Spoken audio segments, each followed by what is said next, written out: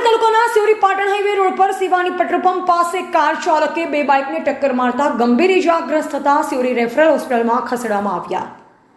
કાંકરેજ તાલુકાના મુખ્ય મથક સિયોરીથી પાટણ હાઈવે રોડ પર આવેલા શિવાની પેટ્રોલ પંપ પાસે કાર પૂર ઝડપે નીકળી, જેમાં બે બાઇક ઊભા હતા ત્યારે જોરદાર ટક્કર મારતા બંને બાઇક ચાલકોમાંથી એકને માથાના ભાગે ગંભીર ઇજા પહોંચી, જ્યારે બીજાના પગે ફ્રેક્ચર થતા સિયોરી ખાતે આવેલ સરકારી હોસ્પિટલમાં સારવાર અર્થે ખસેડવામાં આવ્યા,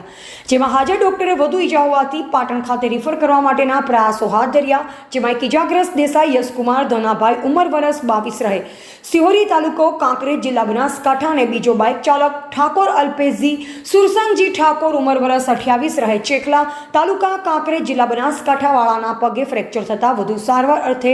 પાટણ ખસેડવામાં આવ્યા, જ્યારે સિયોરી સરકારી હોસ્પિટલમાં અકસ્માતને લઈ લોકોના ટોળેટોળા એકઠા થયા અને સિયોરી પોલીસ દ્વારા અકસ્માત સર્જી ફરાર થઈ ગયેલ કાર ચાલકની શોધખોળ આદરી, ત્યારે હવે બેફામ દોડતી ઓવર સ્પીડ ગાડીઓના ચાલકો સામે કડક પગલાં લેવામાં આવે તેવી માંગ ઉઠી છે। અહેવાલ અરવિંદસિંહ ભટ્ટેસરિયા, કાંકરેજ।